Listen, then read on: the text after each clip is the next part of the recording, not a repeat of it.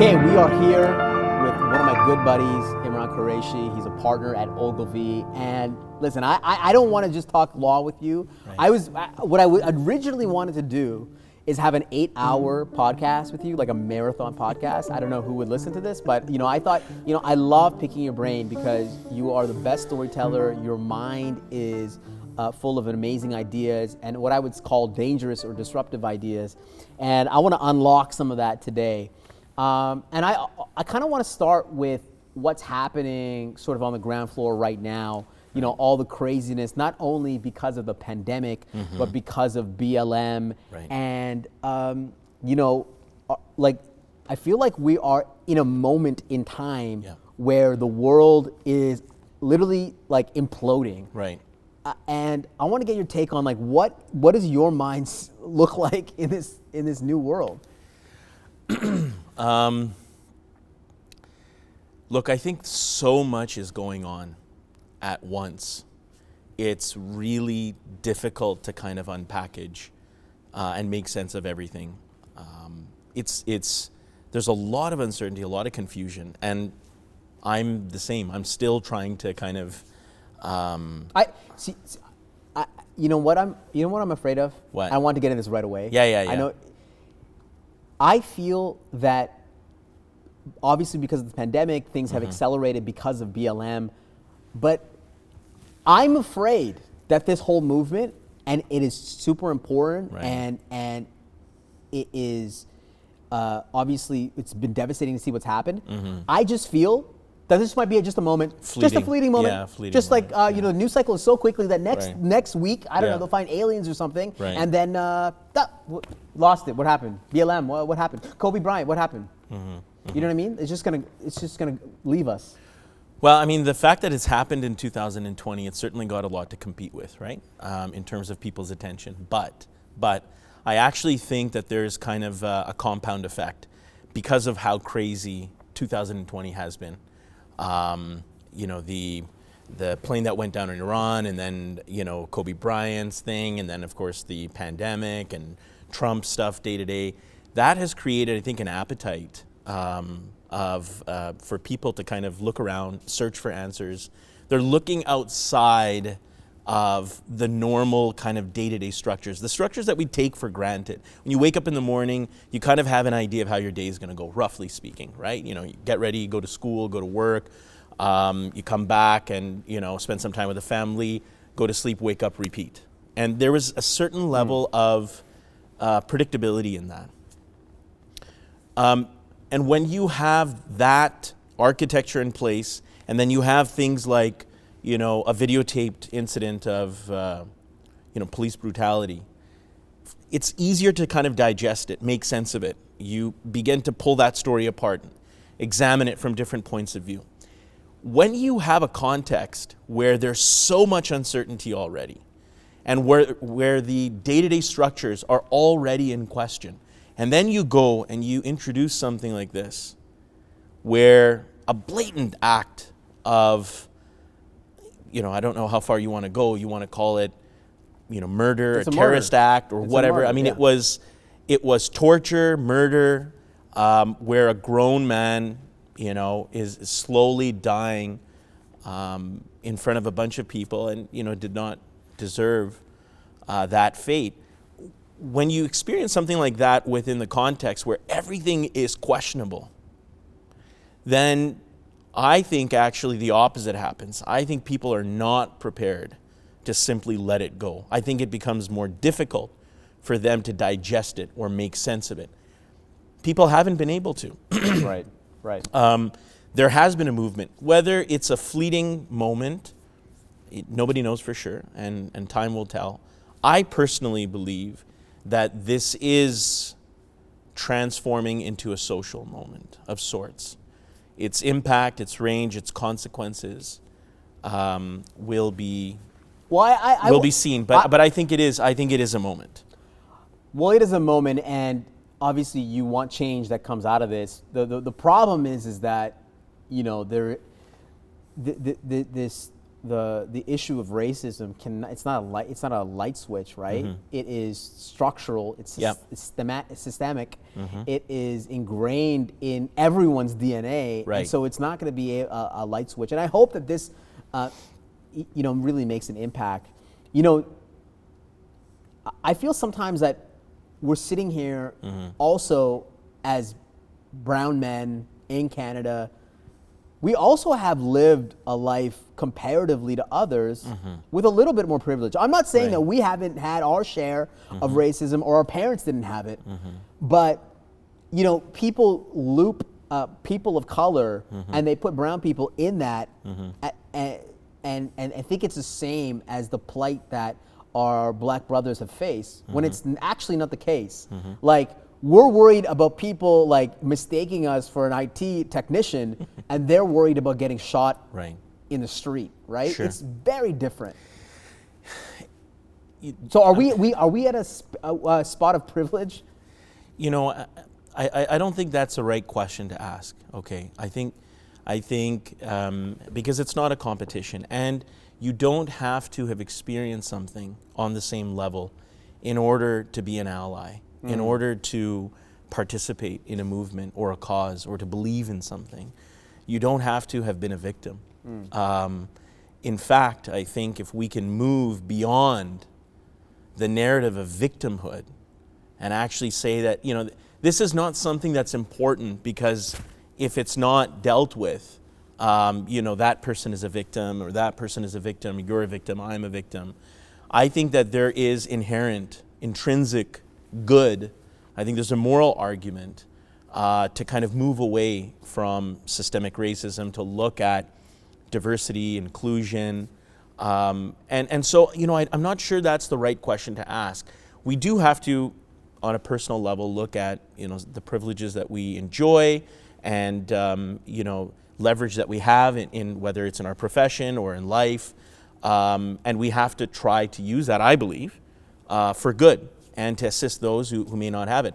But everyone's experience is going to be somewhat different. Look, our parents came from the subcontinent. Your family's from India, my family's from Pakistan, and our grandparents, at least on the western border of India and Pakistan, during partition, there was over 1 million people that moved in opposite directions. I mean, tremendous strife. That's not that far away. I mean, I spoke to people who experienced this. It was the largest transfer or migration of people in human history ever. And it created tremendous strife and difficulty. And I mean, there was wanton killings and murder and rape and poverty that resulted. That was a colonial artifact. That was inherited from a foreign European power that imposed itself on that region. So, the fact that you and I are sitting here now and what our grandparents went through at that time doesn't mean that, we've always been. There was tremendous sacrifice that was made by that generation, Absolutely. The subsequent generation, to get where we are now. And so, everyone has their different battles, and everyone has to, and I think that if if we get into this, if it becomes a contest for victimhood, you're going to dilute the overall cause. Agreed. Maybe the background to that question was the fact that we also have a ton of racism within our culture. Yeah. I know personally in my community, I mean, even my mom, like, let's just call it how it is. Like, my mom would never let me marry a black woman. Like, she would not. Right. She also would not let me marry a Muslim girl either. Right? Right. And so, the joke that I always said with my mom is like, although we accepted people in our household, we grew up with our Muslim brothers and sisters and African Canadians. But the reality is that I always told my mom, like, I'm gonna marry a black Muslim one day, Right. and you're gonna, she's gonna be pissed. So we love talking about, brown people love talking about BLM Right. and supporting, but our black brothers and sisters. But at the end of the day, like we also have not completely accepted them within Sure. our culture. And I don't know if you could talk about that a little bit. Of course. I mean, we have to be very careful about making a distinction between differentiation and discrimination. Okay. Okay. So, if you're and there's an overlap between the two concepts. World religions, cultures, linguistic groups, they've historically done boundary setting. And religions in particular usually have some form of social membership. You adhere to these kind of rules and regulations, you believe in this, that, and the other, you are now part of a community, and if you don't, then you're outside of it. And for them, either if they don't control those boundaries, if they don't control that membership, it's an existential threat. They may not exist. They can't either you follow the rules or you don't. Okay, and so then they have rules and they differentiate and they say that, we're Muslims, you're not. We're Jewish, you're not. We're Christian, you're not. We're Hindu, you're not. So on and so forth. And so that level of differentiation, if you study this from a social scientific perspective, it's a perfectly normal thing to do. Normal in the sense that there's significant historical precedent for it. There's nothing abnormal about that. Discrimination is different. Okay, discrimination is where you are using that differentiation as a means to kind of impact life choices and inhibit someone's ability to do or not do something. And if we live in a society where, quote unquote, everyone is equal, you have to be very careful about where you go with hiring someone that is of this color or not of that color, or not promoting them in an organization, or not wanting to do business with a person like this. I don't want a financial advisor that's of this particular background. That would be discrimination. If you are kind of operating within the bounds of, say, a religion or a linguistic or ethnic group, and you're basically trying to identify, okay, this is how we're different, or this, I'm not sure that's necessarily discrimination. You have to be careful with that. Right, got it. And the reason why that's important is, and this is the problem kind of with some of the groups that are what I would call hyper progressive, where progressiveness is in and of itself inherently a value or a virtue to pursue. It is an end in and of itself. They just wants to constantly be more and more and more and more and more progressive, openness, everything's okay, is that, that will pull away at a lot of other identities that people have that are very dear to them, that are the core to their being.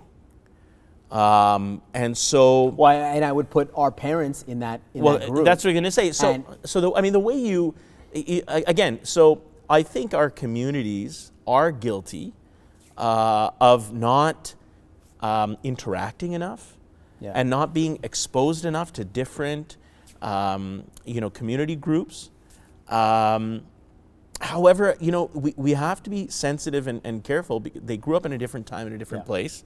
And it's not going to happen, just like that. I think we do tend to become really comfortable. A lot of people that kind of migrate, they come over here and they're very comfortable just kind of socializing or living within these little kind of, I don't want to say ghettos, but these little kind of cultural worlds.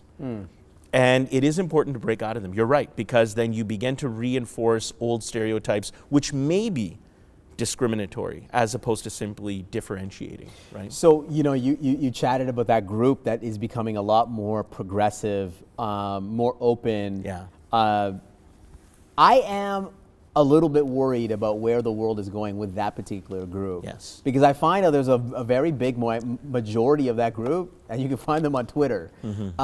We just dropped a video last week about Twitter and the media and this whole idea of cancel culture. Yeah. And this is what I'm worried about. Yeah.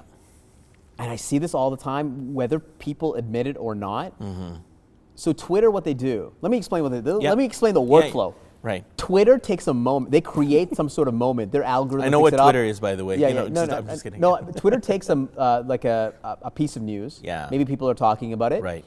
They make it a moment. They say Jimmy Fallon in blackface. People talking about him. Yep. Okay. Then what it does is the media, because 99, by the way, like 1% of the entire population is on Twitter. 99.9% of the media is on Twitter. Yep. And they're just looking for clickbait and headlines. So they take Jimmy Fallon. People are talking about Jimmy Fallon. They write articles. Right. Talking about the fact that Jimmy Fallon has now done blackface. Yep. And then we, as regular people, Yeah. either we're on Twitter or we're on Google, independent if you're on Twitter or not, are seeing that everyone is enraged. By the way, I say everyone in quotes. Everyone is enraged that Jimmy Fallon is in blackface on Twitter or in media. And then what we do is we proliferate this discussion in our WhatsApps. And we don't even read articles, whatever. We just put it in a WhatsApp and it just goes. And now we have this, we've created a narrative that somehow everyone is mad when it's actually a very small minority. And then we make policy decisions. We make decisions about the world because of this. It's this complete facade. And it's amplified by Twitter, by the media, and us. And it is a huge problem. I think what's happened with just a lot of the people getting canceled today has been amplified by this whole thing. And absolutely. I'm not saying that it's a bad thing. I think some things should come to light and get exposed. I mean, this is why we had Harvey Weinstein and other folks. I mean, it's been amazing. But for the most part, it's just created anxiety and unnecessary, I don't know, just craziness. My thoughts on that connected to kind of what we were discussing. I mean, look, social media, especially Twitter, has the power of kind of holding people accountable. So there is that accountability aspect. And you've already mentioned that it's exposed a lot of people, and so there is that inherent power. And this is something that on a social level people have not had. So what you see is people kind of grappling with this. There is power. Absolutely. There is power. I mean, there is a contest for power when someone who enjoys privilege in society, who is a celebrity or a government leader, this, that, or the other, and all of a sudden, kind of the everyday Joe Blows of society, someone is able to pull that person down a peg. Okay, so there is a power component to this. There's no doubt about that. And so we have to be aware of that, good, bad, or ugly, that's going on. But there is an accountability aspect to this, and it's very important. We were talking about, kind of the police brutality and the African American communities, horrific, interactions with the police. Twitter and social media and these clips going viral is a huge part of that. So that accountability can be a force for good. The problem, just to connect on to what we were discussing earlier, is that with kind of some of the social justice warriors, I don't like using labels, but in order to kind of further our discussion in a quicker amount of time, I do have to make use of them. So the problem with a group like that is, and it is behaving like a group. It goes out and it swarms and it mobs in kind of the online space. But what you have to ask yourself is, okay, they may be doing some things that are good, and there is a precedent for things that they have done which have resulted in quote unquote something that is beneficial to society. But is that group really a group? Is that group? It's not a group. Well, it's not. It's not a group. No, but they behave like they do. And what I'm getting to, my concern is that, do they have kind of a central, set of beliefs, a unifying set of beliefs or values? And I don't think that they do. I think the only underlying thread that kind of connects all of them is that they believe in just a constant kind of progression, a progression in and of itself. They see the world as a contest for power between certain racial groups, certain religious groups, certain socioeconomic groups. They see everything as like a battle between different social groups. And so, their one underlying theme is to kind of, pull power back and to upset the status quo. And beyond that, they don't have any unifying code of what is right or wrong, what is acceptable or unacceptable. Really, they don't. But what you're saying it's not they. It's dude. That's us. But that's exactly the problem. No, but hang on. That's exactly the problem. There are. It's not just you and me. There are people out there who, you mentioned this before, who are part of the industry of cancel culture, who are out there trying to, find material to pull other people down. They are constantly trying to name and shame, almost dox, celebrities and leaders. There is a desire just to kind of upset the status quo. And I think, and that's what it, how many times, I am not a fan, obviously, of Trump, that, and kind of, I've got serious questions for Trump supporters. And they may operate kind of their own limited boycotts of things within their, geographical space. But they're not the ones that are out with the pitchforks on Twitter for the most part. They're not. And same thing with a lot of other identifiable political social groups. This group does have political leanings. Let's call a spade. They're ultra left, libertarian. Yep. And so, progressive politics is important. It's done a lot of great things in society, in North American society, especially in the last 50 years. But, I'm not sure that this group, beyond simply removing barriers from in front of certain groups, has any underlying blueprint. Like there's no political ideology here other than we don't want them to be in power. It's just trying to upset the balance in the status quo. You have to have a theory, you have to have a vision, you have to have a plan. You have to be like, look, this is how we're encountering the world, this is what's problematic, this is where we want to go. And I'm not sure I hear that from them. All I hear is we want things to be kind of more fair or more equal. And everything is I think you're making it way more complex than it is. No, because what it is, it's Joe Blow in his Right. house, and he sees Jimmy Fallon trending on Twitter, Right. and he makes a comment, somebody else makes a comment, Twitter makes it a moment, then it just gets amplified, and it's not there's no vision, there's no plan. It's just there is. Listen, I'm not saying like there's Tuesday night meetings in some gymnasium somewhere. That's not what I'm trying to. That's not what I'm trying to say. And that no one bothered to getting around to writing a manifesto. That's not what I'm saying. What I'm saying is that these guys are disparate. They're spread out, and they just are upset with the state of the world. Look, they're not that different than the Trump supporters. no, Okay. I don't think so either. I think what's under. I think they're exactly the same. Well, but they have different viewpoints about how the world should be fixed, but their underlying angst about the world is the same. 100%. Okay, and what is, I think, the common thread that underlies both of those groups and their ideologies and their movements is that the world is unfair.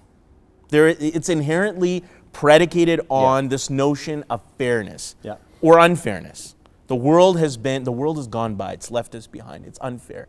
In the case of the Trump group. And this is why Well, that's the only thing that's keeping him running. Yeah. That, and he's now, as his numbers start to slide, he's doubling down on the racial divide, right? Right. He's doubling down on that. He's hit a rich vein of resentment and anxiety amongst older white Americans, and he's just going to milk it for all it's worth. He's going to roll the dice, and he probably doesn't even know if he's going to get it or not, if he's going to win the election. But the underlying theme is unfairness. It's all predicated on this notion of fairness. And fairness, if you study fairness, if you think about fairness as a social construct or as a philosophical concept, one thing that you arrive at almost immediately is that there's no objective standard. Yeah, right. So fairness is subjective by definition. And so we have this massive contest for power going on in society, but no one can agree what fair means. Yeah. Right? Well, and it goes back to this idea that that we didn't talk about yet, but you know, I think we live in a world where we want everything to be fair. We want a meritocracy. Yeah. But that can never exist. That can never exist, and that's my problem with the first group that we were talking about. The group kind of on the outer left margins of society. Their arguments are also predicated on this notion of unfairness, and they want to remove structural impediments and make it easier for people that are visible minorities or black or have a different sexual orientation or are refugees or are this, that, and the other. I mean, they're just saying, look, we need to make it more fair, more fair, more fair. Okay, well, that's fine. These are, I think, morally important imperatives and goals. Okay, fine, go ahead, go about it. But simply removing barriers is not a direction, a vision for the future. Right. You know, they have this idea that if you just remove all the obstacles and the barriers, then a utopia exists for us all, and let's go there together. You know, I'm just like, no, I don't want to go there. You know, I'm not sure I want to go there. I don't know. My plan is that I don't go along with anything until someone paints a vision for me. I know we've been chatting for a little bit here, and if you haven't seen this guy, you know, his level of articulation, his ability to put cases together, you know, this is why you're a brilliant lawyer.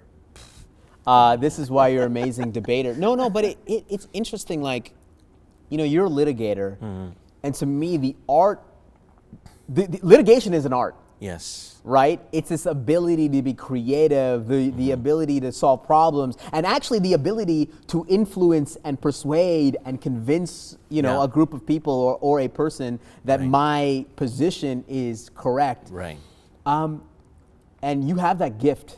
But tell me this, is this a gift or is it hard work, and what is its connection to litigation? I mean, there's a lot to unpackage there.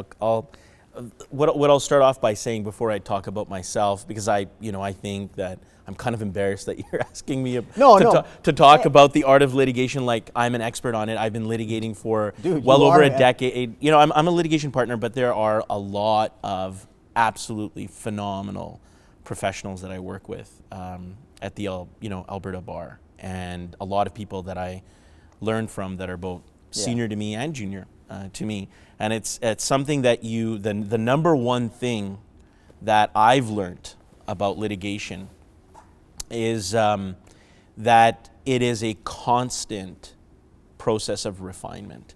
It's a constant performance. You're constantly on. You have to constantly pick apart things. Another thing that's interesting is that a lot of people assume that lawyers, and in particular litigators, are in court every day, and that they're in front of judges every day, and that they're trying to make cases every day, and that they're trying to persuade every day, and that couldn't be further from the truth.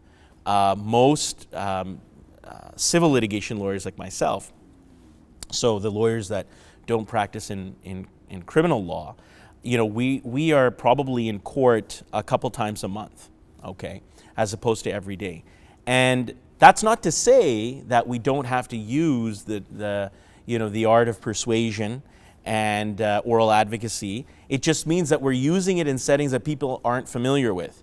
We're using it with the lawyers that we're quote unquote fighting against, the opposite side of files. We use it with other professionals in our workspace, partners and regular lawyers. There's a lot of that going on. You use it with your clients. You know, I can give an example, is that in litigation is very difficult from a client's perspective. It's a very it's not an enjoyable experience. We always advise our clients, I certainly do, is that litigation is almost always your last recourse. It's expensive, it's emotionally draining, it takes a long time, and you're not sure of the result.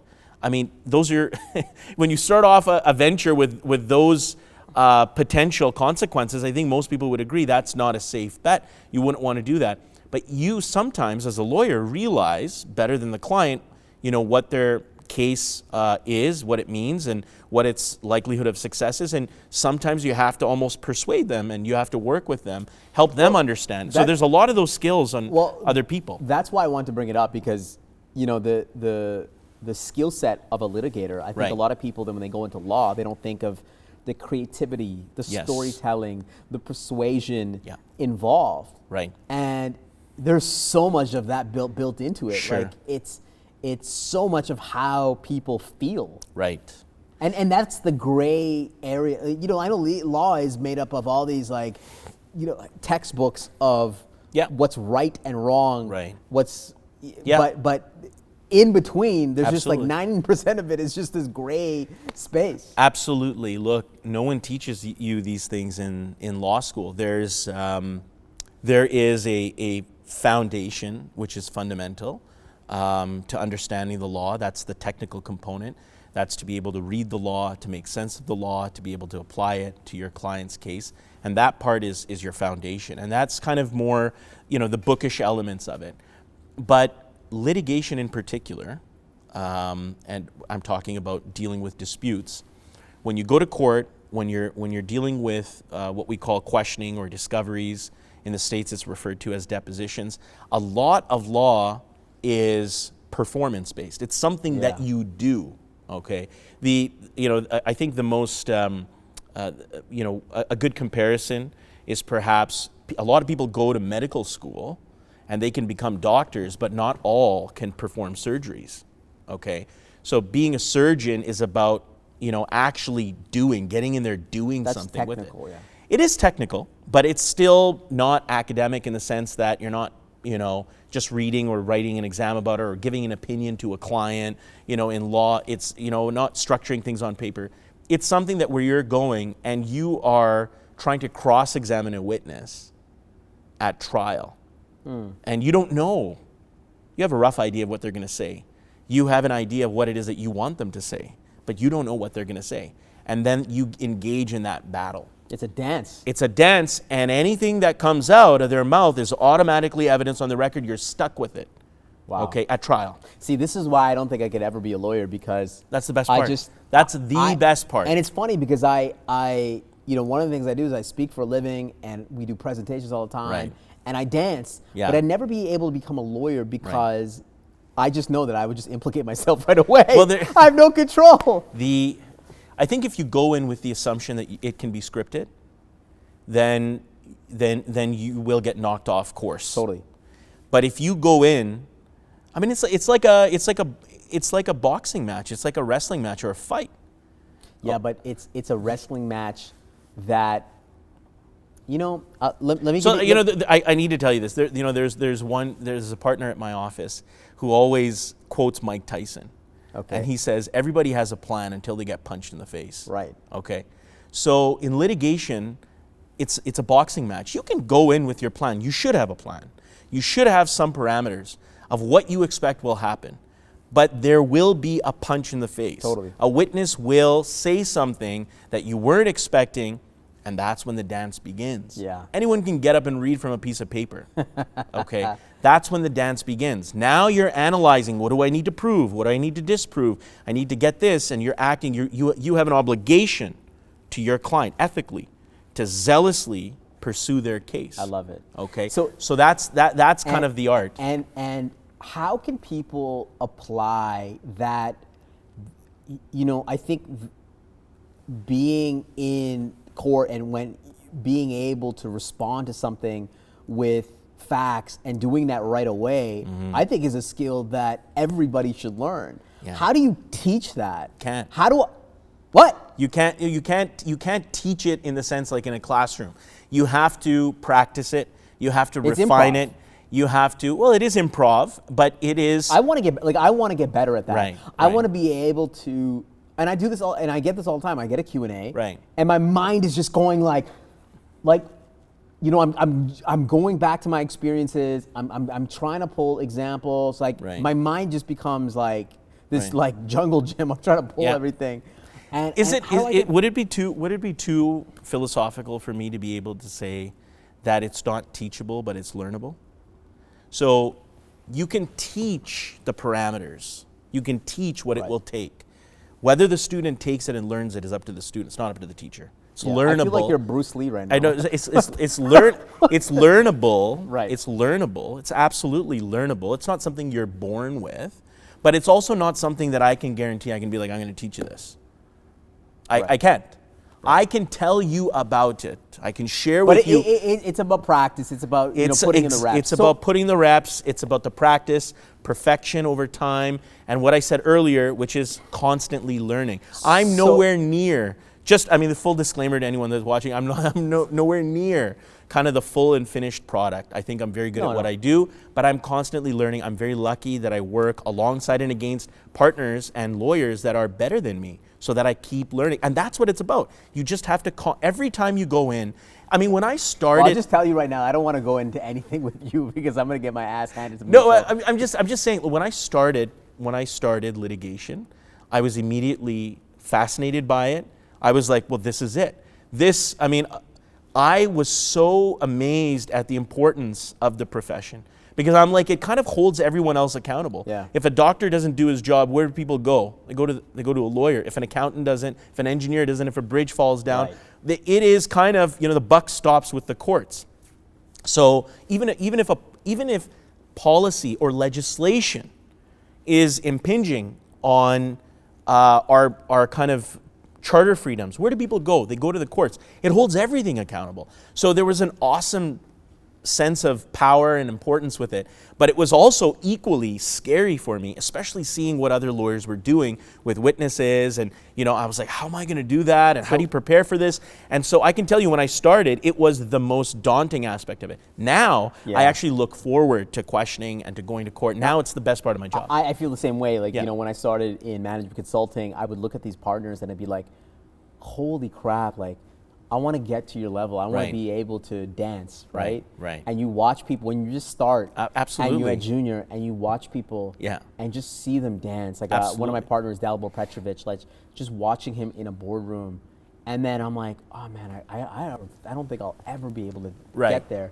And then a decade in, you're dancing. And then your juniors are like, yo, how do you do this? How do you dance? Absolutely. I love that. I want to ask you a question on this note, which is this idea of raw talent versus hard work. We just finished watching a number of months ago the greatest documentary of all time, MJ, Last Dance. It was awesome. By the way, I want to show you an iPad and for you to watch it and react to it. Look, I think the thing with the Jordan documentary, it was beautiful to watch because there was a certain simplicity to it, right?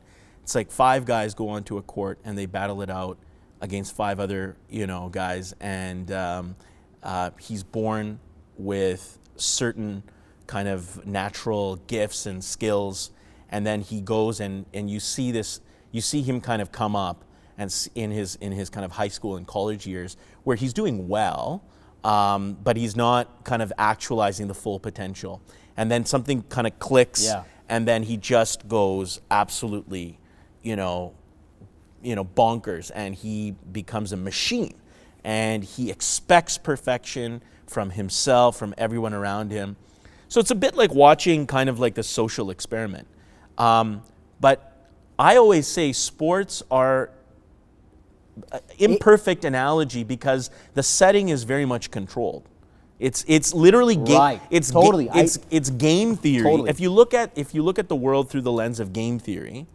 Theory, the most obvious example is a game of sports because the rules are the same, the people follow the rules, and you kind of go about it. It's a very controlled, it's in a box, okay? That doesn't apply to you, it doesn't apply to me, it doesn't apply to law, it doesn't apply to consulting or to, what else do you do? I'm just kidding. But, it's your role in life is very dynamic. My role in life is dynamic. I had a junior that came to me and a junior said, I watched the Jordan doc and I'm so pumped about it. And I was just like, be careful. I was like, that's a controlled setting. I said, that is something that, you're gonna go out and someone immediately is gonna break the rule. Any rule. A rule of how you're expected to act in a firm, or someone's not gonna follow the rules of court, or a client that promised to pay you. The rules don't apply the same way. So you have to be very, very careful. And that leads me to my answer, I think, to what your initial question was. I've gone off on a tangent, which is that skills are important, godly gifts are important, hard work is important, but I think the mindset is the most important.